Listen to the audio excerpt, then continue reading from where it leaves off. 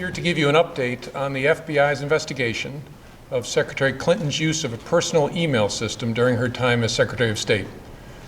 After a tremendous amount of work over the last year, the FBI is completing its investigation and referring the matter to the Department of Justice for a prosecutive decision. What I want to do today is three things. I want to tell you what we did, I want to tell you what we found, and I want to tell you what we're recommending to the Department of Justice. This is going to be an unusual statement in at least a couple of ways. First, I'm going to include more detail about our process than I ordinarily would, because I think the American people deserve those details in a case of intense public interest. And second, I have not coordinated this statement or reviewed it in any way with the Department of Justice or any other part of the government. They do not know what I'm about to say. But I want to start by thanking the FBI employees who did remarkable work in this case. Once you have a better sense of how much we have done, you will understand why I am so grateful and so proud of their work. So first, what we have done. This investigation began as a referral from the Intelligence Community Inspector General in connection with Secretary Clinton's use of a personal email server during her time as Secretary of State. The referral focused on whether classified information was transmitted on that personal system. Our investigation looked at whether there is evidence that classified information was improperly stored or transmitted on that personal system in violation of a federal statute that makes it a felony to mishandle classified information, either intentionally or in a grossly negligent way, or a second statute making it a misdemeanor to knowingly remove classified information from appropriate systems or storage facilities. And consistent with our counterintelligence responsibilities, we have also investigated to determine if there is evidence of computer intrusion by nation states or by hostile actors of any kind. Now, I have so far used the singular term email server in describing the referral that began our investigation. It turns out to have been more complicated than that. Secretary Clinton used several different servers and administrators of those servers during her 4 years at the State Department. And she also used numerous mobile devices to send and to read email on that personal domain. As new servers and equipment were employed, older servers were taken out of service, stored, and decommissioned in various ways. Piecing all of that back together to gain as full an understanding as possible of the ways in which personal email was used for government work has been a painstaking undertaking, requiring thousands of hours of effort. For example, when one of Secretary Clinton's servers was decommissioned in 2013, the email software was removed. That didn't remove the email content, but it was like removing the frame from a huge unfinished jigsaw puzzle and then dumping all the pieces on the floor. The effect was that millions of email fragments ended up in the server's unused or slack space. We searched through all of it to understand what was there and what parts of the puzzle we could put back together again. FBI investigators also read all of the approximately 30,000 emails that Secretary Clinton provided to the State Department in 2014. Where an email was assessed as possibly containing classified information, the FBI referred that email to any government agency that might be an owner of that information, so that agency could make a determination as to whether the email contained classified information at the time it was sent or received, or whether there was reason to classify it now, even if the content had not been classified when it was first sent or received. And that's the process sometimes referred to as up-classifying. From the group of 30,000 emails returned to the State Department in 2014, 110 emails in 52 email chains have been determined by the owning agency to contain classified information at the time they were sent or received. 8 of those chains contained information that was top secret at the time they were sent. 36 of those chains contained secret information at the time, and 8 contained confidential information at the time. That's the lowest level of classification. Separate from those, about 2,000 additional emails were up-classified to make them confidential. those emails had not been classified at the time that they were sent or received.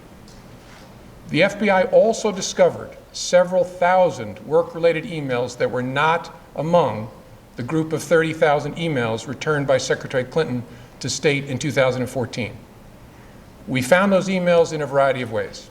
Some had been deleted over the years, and we found traces of them on servers or devices that had been connected to the private email domain.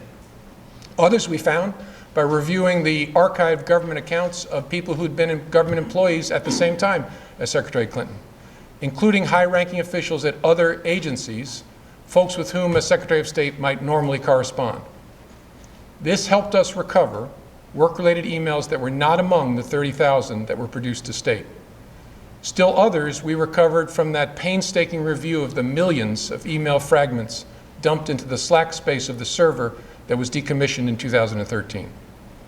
With respect to the thousands of emails we found that were not among those produced to the State Department, agencies have concluded that 3 of those were classified at the time they were sent or received, 1 at the secret level and 2 at the confidential level. There were no additional top secret emails found, and finally, none of those we found have since been upclassified. I should add here that we found no evidence that any of the additional work-related emails were intentionally deleted in an effort to conceal them in some way. Our assessment is that, like many email users, Secretary Clinton periodically deleted emails, or emails were purged from her system when devices were changed. Because she was not using a government account or even a commercial account like Gmail, there was no archiving at all of her emails. So it's not surprising that we discovered emails that were not on Secretary Clinton's system in 2014 when she produced those 30,000 some emails to State. It could also be that some of the additional work-related emails that we've recovered were among those deleted as personal by her lawyers when they reviewed and sorted her emails for production in late 2014. The lawyers doing the sorting for Secretary Clinton in 2014 did not individually read the content of all of her emails as we did for those available to us. Instead, they relied on header information, and they used search terms to try to find all work-related emails among the reportedly more than 60,000 that were remaining on her system at the end of 2014. It's highly likely that their search missed some work-related emails and that we later found them, for example, in the mailboxes of other officials or in the slack space of a server. It's also likely that there are other work-related emails that they did not produce to State and that we did not find elsewhere and that are now gone because they deleted all emails they did not produce to State, and the lawyers then cleaned their devices in such a way as to preclude complete forensic recovery. We have conducted interviews and done technical examination to attempt to understand exactly how that sorting was done by her attorneys.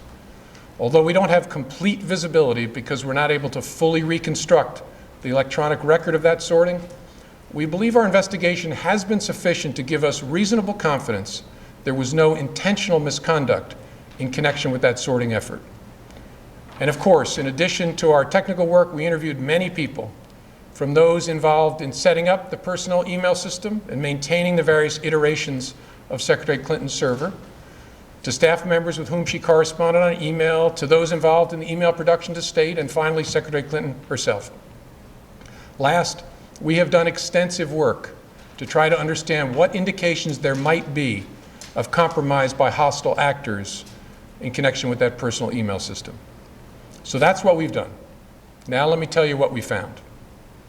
Although we did not find clear evidence that Secretary Clinton or her colleagues intended to violate laws governing the handling of classified information, there is evidence that they were extremely careless in their handling of very sensitive, highly classified information. For example, 7 email chains concern matters that were classified at the top secret special access program at the time they were sent and received. Those chains involve Secretary Clinton both sending emails about those matters and receiving emails about those same matters. There is evidence to support a conclusion that any reasonable person in Secretary Clinton's position or in the position of those with whom she was corresponding about those matters should have known that an unclassified system was no place for that conversation. In addition to this highly sensitive information, we also found information that was properly classified as secret by the U.S. intelligence community at the time it was discussed on email. That is, excluding any later up-classified emails. None of these emails should have been on any kind of unclassified system, but their presence is especially concerning because all of these emails were housed on unclassified personal servers, not even supported by full-time security staff like those found at agencies and departments of the United States government, or even with a commercial email service like Gmail. I think it's also important to say something about the marking of classified information. Only a very small number of the emails here containing classified information bore markings that indicated the presence of classified information. But even if information is not marked classified in an email, participants who know or should know that the subject matter is classified are still obligated to protect it. And while not the focus of our investigation, we also developed evidence that the security culture of the State Department, in general, and with respect to the use of unclassified systems in particular, was generally lacking in the kind of care for classified information that's found elsewhere in the U.S. government. With respect to potential computer intrusion by hostile actors, we did not find direct evidence that Secretary Clinton's personal email domain, in its various configurations since 2009, was hacked successfully. But given the nature of the system and of the actors potentially involved, we assess we would be unlikely to see such direct evidence. We do assess that hostile actors gained access to the private commercial email accounts of people with whom Secretary Clinton was in regular contact from her personal account. We also assess that Secretary Clinton's use of a personal email domain was both known by a large number of people and readily apparent. She also used her personal email extensively while outside the United States, including sending and receiving work-related emails in the territory of sophisticated adversaries. Given that combination of factors, we assess it is possible that hostile actors gained access to Secretary Clinton's personal email account. So that's what we found. Finally, with respect to our recommendation to the Department of Justice.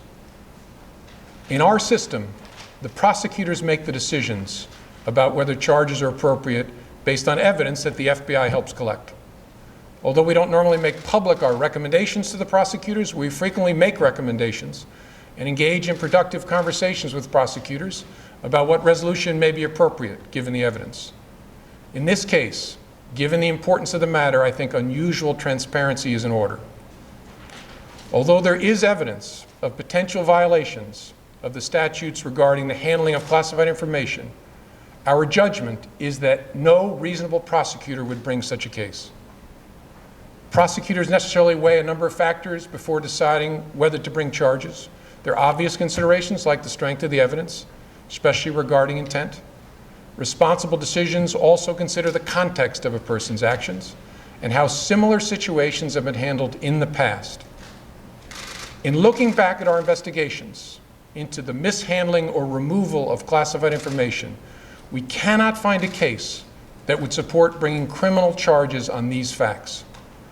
All the cases prosecuted involved some combination of clearly intentional and willful mishandling of classified information or vast quantities of information exposed in such a way as to support an inference of intentional misconduct or indications of disloyalty to the United States or efforts to obstruct justice. We do not see those things here. To be clear, this is not to suggest that in similar circumstances, a person who engaged in this activity would face no consequences. To the contrary, those individuals are often subject to security or administrative sanctions, but that's not what we're deciding now. As a result, although the Department of Justice makes final decisions on matters like this, we are expressing to Justice our view that no charges are appropriate in this case. I know there will be intense public debate in the wake of this recommendation, as there was throughout the investigation. What I can assure the American people is that this investigation was done honestly, competently, and independently. No outside influence of any kind was brought to bear.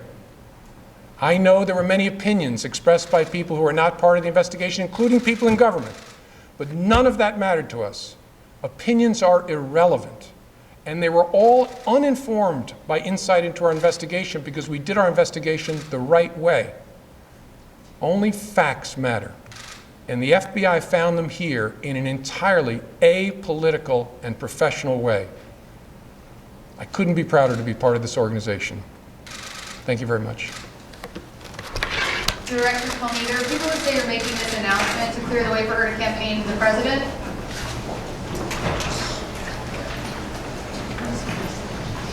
And so we've just heard from